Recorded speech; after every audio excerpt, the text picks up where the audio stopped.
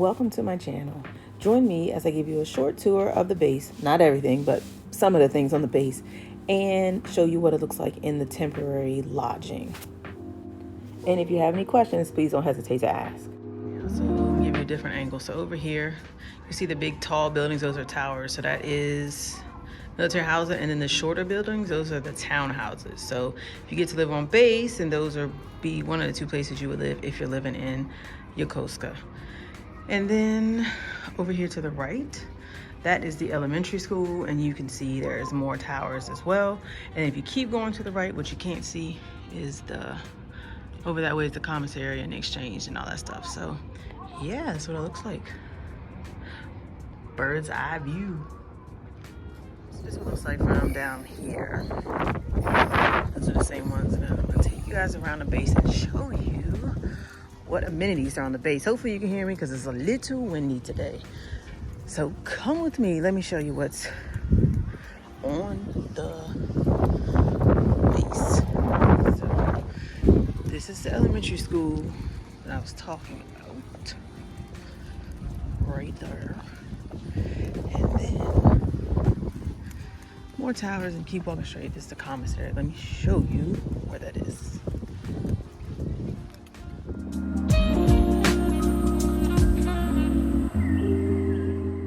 Driving on the other side.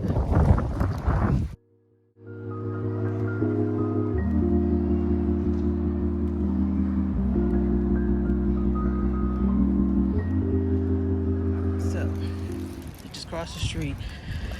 And the commissary is over here. But before we get there, if you look over here to your right, almost all these cars, except for the big white van all the way against the wall over there, are for sale. So, this is the used car lot on the base. If you're interested in buying cars, there are normally plenty, or at least there have been since we've been here.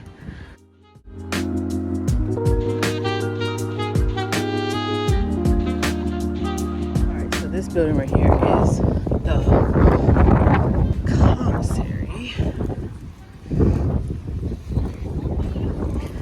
entrance. It's a windy day, sorry.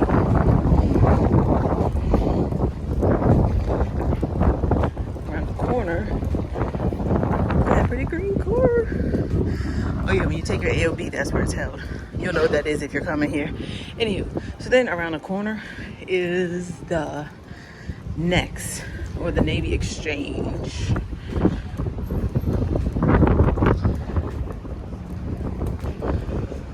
They have different departments. They have the home store, they have the children's, and then the regular exchange.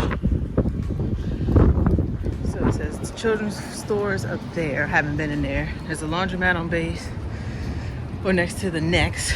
And then there's plenty of soda machines. Alright. Barbershop.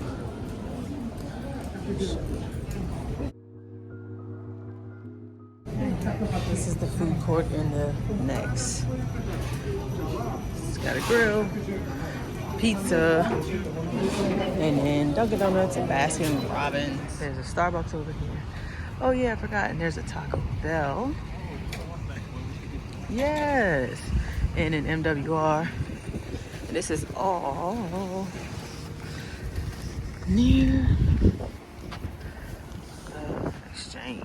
Food court's got Popeyes, Taste of Asia, Subway, Cinnamon Bun, Seattle's Best Coffee, and Panda Express. So lots of food choices on base if you want American food. They also have a library, which had a decent amount of books. And they also have hospitals on base, they have dental on base, and they also have a child development center. And as you can see, they also have 2 movie theaters, bowling alleys, 3 gyms, and a car repair center. So you name it, Yokosuka main base has pretty much everything you might need while in Japan. And this is the Yokopan, which is the local shuttle, and it's free on the base, and it takes you all over the base, and you can catch it to the main gate and then get off and walk off base and catch the bus or the train. All right, y'all, so this is the towers we're staying in. This is our temporary lodging.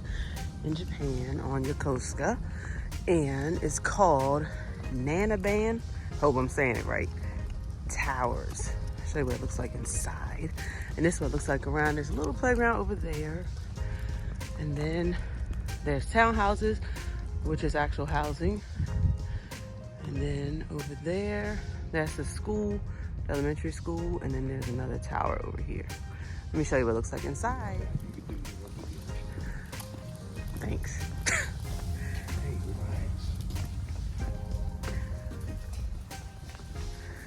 So it looks like when you walk in, you can go either to the left or the right. And then it's the elevators and my dog. And look at this. You can see who's in the elevator before it comes. Yes, Nolly. Yes, Nolly. Yes, yes, yes, yes, yes, yes.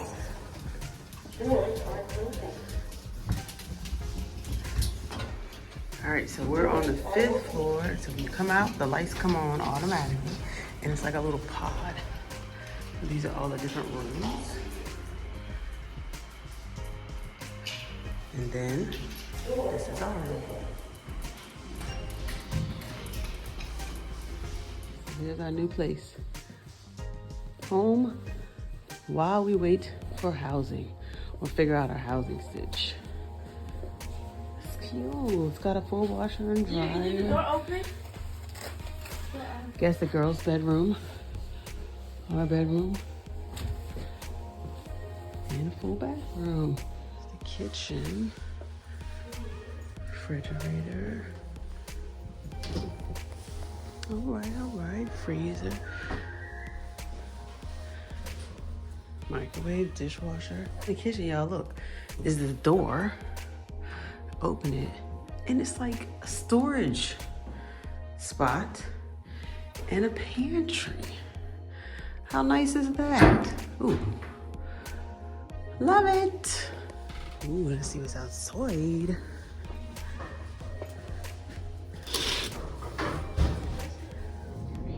The view off our balcony. So pretty. Ooh, there's the water over there.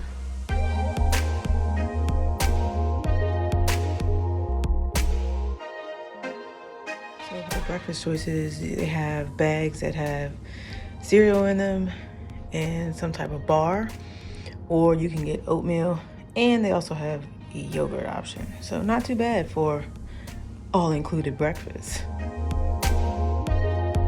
If you're considering coming to Japan, specifically Yokosuka, I have some other tips for you that help to make our move as smooth as possible, right? As far as the amenities that come with temporary lodging, there are some things you might want to bring of your own. So for example, we brought a couple little frying pans because we use them a lot for breakfast, we use them for dinners a lot. So we brought 2 little frying pans and we put those in our suitcase because we were informed, thankfully, that unaccompanied bags. So, you know, you have, if you're military, you have 3 different pack outs, if you will. So there's household goods, that's your main pack out, and all that stuff comes when it's delivered to your home once you find a permanent resident here. And then there's your unaccompanied bags. Unaccompanied bags is your express shipment, right? So it might get here in 30 to 60 days versus 60 to 90, right? However, they will not deliver your unaccompanied bags until you have a permanent address. Go figure. So anywho, if there are some things that you want in your temporary lodging, and for us, we're gonna be here a little over 30 days by the time we actually move into our house. I know some other people that are gonna be here for closer to 60 days, so plan for that. So what are some things that you use on a daily basis that may or may not be in a temporary lodging, and bring those things with you. Now, as far as the actual process of getting here, I would highly recommend that the minute you find out you're coming here, get started with the process, right? So first things first, once you have orders in hand, reach out to Yokosuka Lodging and set up a reservation for the earliest date you think you're gonna be here. That way your reservation is in, secure for 30 days. And if it doesn't work out that way, if you end up coming a little bit later, okay, you can push it back. But there are obviously high PCS seasons. And if you're traveling in one of those, and even if you're not, the lodge could be full, or what you want might not be available, right? Because just like hotels, there's different types of rooms here. So get started with the process as early as you can to make things as smooth as possible. And one other thing we learned was when it comes to your TLA, temporary lodging allowance, make sure you know what that is, or try to find out what that is in conjunction with picking your room. So as you saw on the tour, we have a 2-bedroom, I'm gonna call it an apartment, right? For a temporary lodging. There are also rooms here that are like typical hotel rooms, if you will, not a suite, where it's the 2 beds in the main space, the kitchen is right there, everything is kind of right there in that same space instead of bedrooms. So those have different costs. So what we have learned is that depending on your TLA, it may or may not cover that whole cost. So for example, the room we're in, my husband's TLA does not cover the whole thing. So what we learned was the overage, it'll get covered, but it's gonna come out of our MENI, which is your meals and incidentals, right? So think about that as you're picking your room. You want what's comfortable for you. We have 2 almost grown daughters. So for us to have a 2-bedroom room just wasn't gonna work for us. So that's what we did. That's why we went with the room that had 2 bedrooms, because it just was worth it for us. And you wanna make an informed decision, right? So that it meets your financial needs, whatever they are. And the other thing to note is, which we didn't learn again until after we got here, was for your TLA and your MEI, when you have a room, and this is how it is as of when I'm recording this video, things always change, so you never know what it'll be, so just double check. If your room has a stove and refrigerator, you only get reimbursed for half of your MEI, not the whole thing, or 50%. So again, something to factor in when you're thinking about the move and when you're thinking about how much money you need to have set aside possibly to cover different expenses. And again, there's also the government travel charge card. So if you're using that, you still need to know how much you're going to get reimbursed so you can make sure that you are getting reimbursed everything you're spending so that you can pay that card off. So just a couple little things that we learned in the process of moving to Yokosuka. And last but not least, I can't harp on this enough. The earlier you can get started, the better. Now, I know in some cases, service members find out that they're getting PCS at the last minute. If that's the case, do the best that you can, right? And if you happen to find out earlier, get started the minute you find out. Get started with the process of securing your lodging and everything else for that matter, your medical screening and all that, your passports and all that. However, right now, I'm just talking about lodging, get that secured. I will have another video coming up about all the other details of moving here, PCSing and things that worked for us and ways in which you can make your move as smooth or as pain-free as possible. And if you have any questions, feel free to drop them in the comments, or you can send me an email. My email's in the description. You can hit me up on IG, whatever works for you. But one of the reasons that I want to make these videos is so that other spouses who are going through, spouses and or military members who are going through this move can have a little information that we didn't have ahead of time, right? Like I know when we found out we were moving, I was like, okay, let me go to YouTube and see. And there was a lot of great information on YouTube. And this information that I'm sharing with you, I didn't hear about. So if you're coming to Japan, I highly recommend it. We've enjoyed it. We've had a great time thus far. And there are some things that you want to keep in mind as you begin the process of moving here. So yeah, I hope you found this information helpful. And yeah, stay tuned for future videos. And if you haven't, subscribe and like. Talk to you later. Bye.